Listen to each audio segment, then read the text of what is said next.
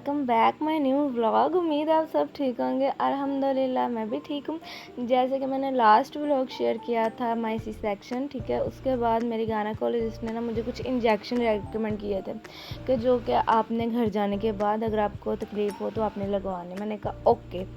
खैर से वो जिस दिन मुझे हॉस्पिटल से छुट्टी मिली थी ना, तो वो संडे का ऑफ था, तो डॉक्टर अवेलेबल नहीं थे और ना ही मेरी गायनेकोलॉजिस्ट थी। तो वो फिर जो दवाइयाँ वगैरह नहीं हॉस्पिटल में काम होती उसी ने हमें फॉर्म वगैरह दिए थे, तो उसी ने हमें छुट्टी दी थी। और उसने मुझे इंजेक्शन का नाम बताया था जो कि मैं भूल गई थी। मैंने उसको बोला कि तुम मुझे लिख दो, तो कहती नहीं हमें ना अलाउ नहीं होता। तो वाकई में उन्हें अलाउ नहीं होते, वो नहीं लिख के दे सकती ना, ये तो सिर्फ डॉक्टर्स या सर्जन वगैरह लिख के देते हैं, तो उसने नहीं लिख के दिए। खैर से वो फिर मैं घर आई तो फिर मैंने अपने ना किसी डॉक्टर जो करीबी होते हैं उनसे पूछा कि जी इंजेक्शन के बारे में। उस डॉक्टर ने बोला कि ये वाला इंजेक्शन होता है, आप ये लगवा लें। मैंने कहा अच्छा। वो मैंने जैसे इंजेक्शन लगवाया ना, उसका रिएक्ट फौरी मेरी बॉडी पर हुआ। तकरीबन आधा घंटा नहीं गुजरा तो मेरी तबीयत बहुत ज़्यादा ख़राब हो गई। खैर से फिर नेक्स्ट डे जी ड्रिप भी उसी से लगवा ली, माशाल्लाह माशाल्लाह। जबकि मुझे अच्छे से मालूम था कि इसके इंजेक्शनों ने मेरा अच्छा खासा बेड़ा गर्क कर दिया।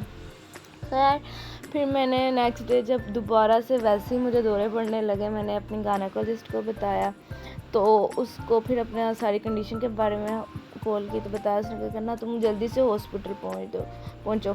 तो मैं हॉस्पिटल पहुँची तो फिर उसने कहा कि तुम श्योर हो कि यही इंजेक्शन लगाए हैं।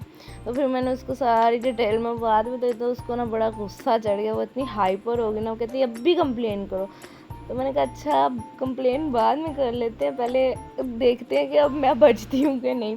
क्योंकि मेरा जो फ़ीवर मुझे 103 फ़ीवर उस टाइम हुआ था, और उस इंजेक्शन को मेरी बॉडी में लगे 48 घंटे हो गए हुए थे।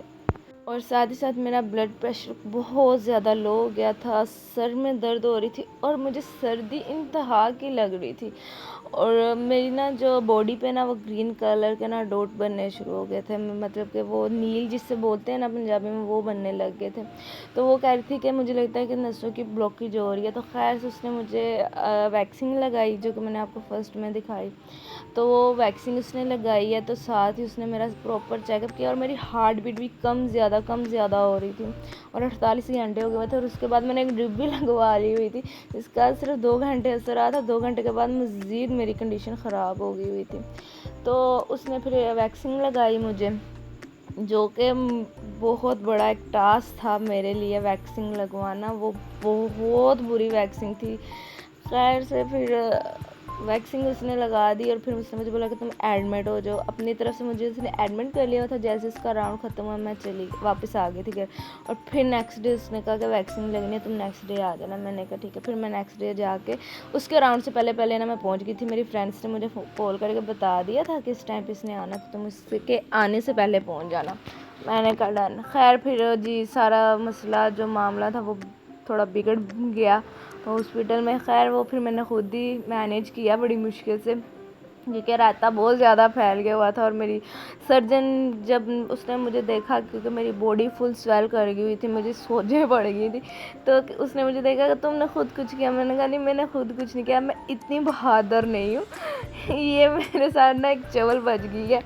तो खैर से फिर उसने भी मुझे कहा कि रिस्क नहीं अब तुमने लेना, किसी पे भरोसा नहीं करना और अपने दिल दिमाग से ना डॉक्टरों के बारे में ना नेगेटिविटी निकाल दो और हॉस्पिटल का डर भी निकाल दो। यहाँ पे हम जिल्लाद नहीं बैठे हुए।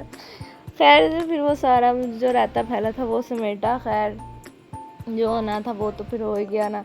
और जो मुझे दुख था मेरी जो कंडीशन थी ना, वो मैं और मेरा अल्लाह ही जानते हैं।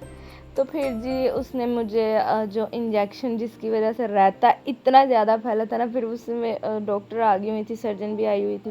तो फिर उन्होंने मुझे इंजेक्शन लिख के दे दिया। मैंने फिर उन्हें बताया, क्योंकि वो दाई थी वो तो नहीं लिख के दे सकती थी ना, कहती फिर याद रखना था। मैं भूल गई। खैर से फिर उसने मुझे वो इंजेक्शन लिख के दिए जो मुझे सी सेक्शन के बाद लगवाने थे। वो फिर मैंने अपने घर में ही लगवा लिए थे। वो 6-7 इंजेक्शन थे। साथ जी उसने मुझे मेडिसिन भी लिख के दी जो कि मैंने खाई। और जो मतलब कि सी सेक्शन का पेन था ना वो कम था। मैं कहती हूँ ये जो इंजेक्शन का रिएक्ट हुआ ना, ये बहुत बुरा था। ये मैं सारी ज़िंदगी नहीं भूलूँगी, सारी ज़िंदगी। इतनी तबीयत मेरी ख़राब ज़िंदगी में कभी नहीं हुई। मैं उस टाइम पे इंजेक्शन जिसने लगाया था ना, मैंने उसके लिए इतनी दुआएं की हैं, इतनी दुआएं की। मेरे घर वाले कहते बस कर दो क्या हो गया। मैंने उसको इतनी दुआएं दी है ना, मैं कहती हूँ इतनी तबीयत ख़राब हो गई थी। मेरे घर वाले कह रहे थे अपने लिए दुआ करते होते हैं, दूसरों के लिए नहीं करते। मैंने कहा नहीं, मैंने किसी को ही दुआएं देनी है। मेरी बहुत ज़्यादा तबीयत ख़राब थी, पता नहीं यार ये जो भी था ना, बट था बहुत बुरा। खैर फिर उसके बाद और मेरी गायनेकोलॉजिस्ट ने भी साफ बोल दिया था बिल्कुल रिक्स नहीं किसी पे भरोसा नहीं करना, तो हम तुम्हें लिख के दे रहे हैं, अगर ज़्यादा कंडीशन ख़राब हो तो हॉस्पिटल आ जाना। तो खैर जी, फिर मिलती हूँ नेक्स्ट व्लॉग में, तब तक के लिए जी अल्लाह हाफिज़।